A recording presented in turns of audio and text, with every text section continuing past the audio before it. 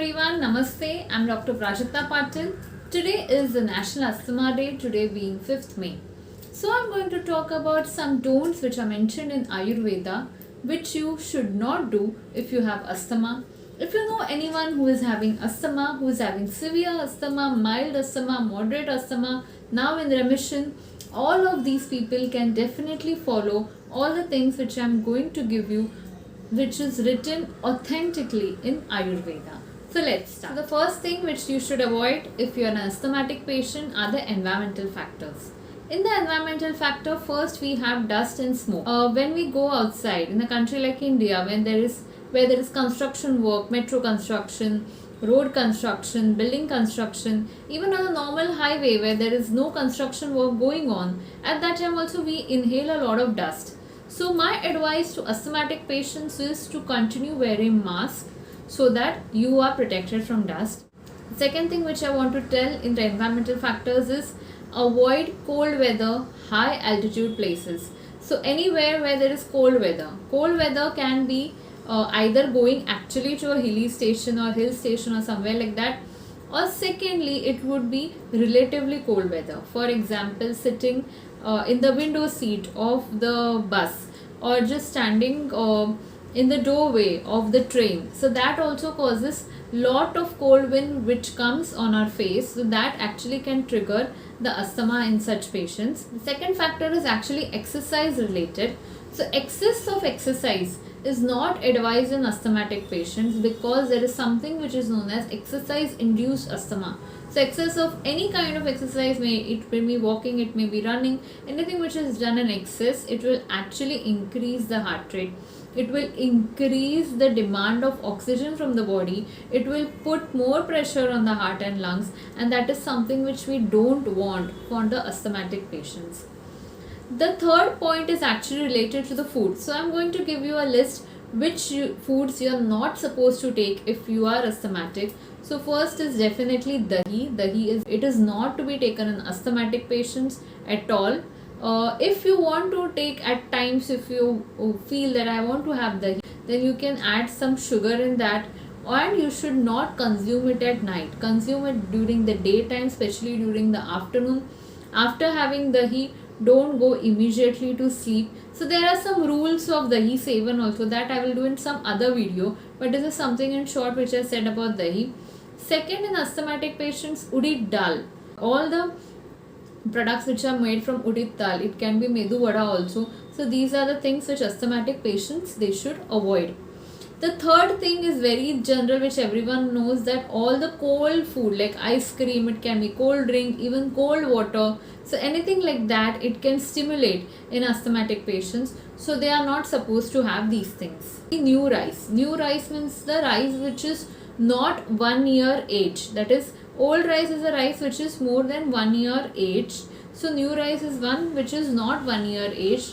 So that is something which asthmatic patients should not have. Asthmatic patients should always have old rice which is more than 1 year age. When we are talking about food, the type of food which is very spicy, it can be Chinese or any kind of masaledar food which is very spicy, that they should not have. Along with that, the food which is very heavy or having too much of food at a time is also something which we do not recommend, because if we have heavy food, then it actually increases the kapha dosh, which we don't want at all in asthmatic patients. Another rule which is there in asthmatic patients is not to combine hot and cold at the same time. For example, many people have the tendency of having cold water and tea at the same time, or iced pani puri and then immediately to have coffee or tea which is hot. So that is something which we don't advise in asthmatic patients, because Sheet and Ushna combination is not good for asthmatic patients. Also, any kind of indigestion which is going on for a long period of time, so that actually increases the amavastha in the body, and whenever amavastha increases, then the kapha will increase and it will trigger the asthma in such patients.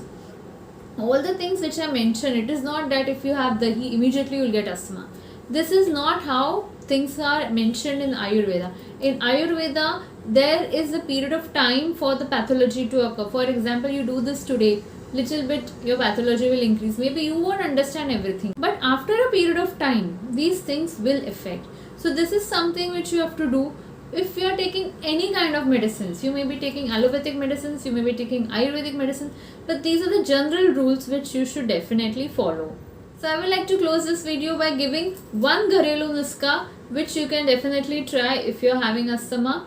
It is mentioned in Charak Sanhita in the Chikitsa Stan, that is Sendhav. Sendhav is Sendha Namak and Tiratel. Tiratel and Sendhav. This you have to mix. Tiratel should be a little bit koshna, that is lukewarm to warm, and Sendhav you have to mix in that. And this can be applied over the chest area. This can be done as a snehan. Okay, and this will actually help because Tiratel is Ushna in property. Ushna means it is hot. It will help to dissolve the kapha which is present in asthmatic patients. And Sendhav is a lavan, that is, it is a type of a salt. It will also act on the kapha, and it is sukshma. Sukshma means it is very minute. So therefore it will help to release this kapha from all the srotas. So this is something which I have said about a local application. Along with this, obviously there are many treatment possibilities in Ayurveda. Panchakarma is there. Panchakarma, namely Vaman, is there. Then there is Nasya, there is Dhumapan. So Snehan and Swedan. So all kinds of Panchakarma is there. Ayurvedic many medicines are there. But this is just one Gharelu Nuska which you can apply externally. So this is it. Thank you so much everyone for watching this video. Do share with your friends who are having asthma and who don't have asthma also, so they are also aware of all these things. So thank you so much everyone for watching. I will meet you with the summer health tips video very soon. So bye for now. Thank you.